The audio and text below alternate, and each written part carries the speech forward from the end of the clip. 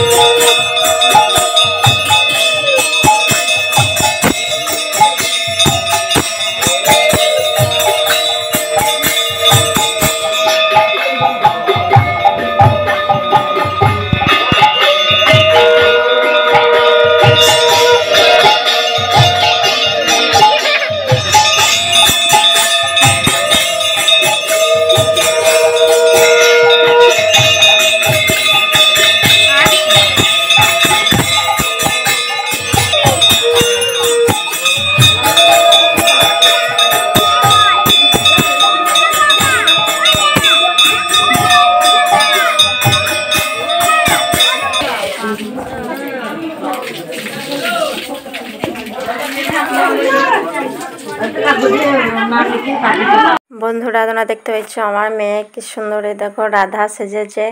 আর এই দেখো কত সুন্দর লাগছে। কেমন লাগছে একটু বললো কমেন্ট করে।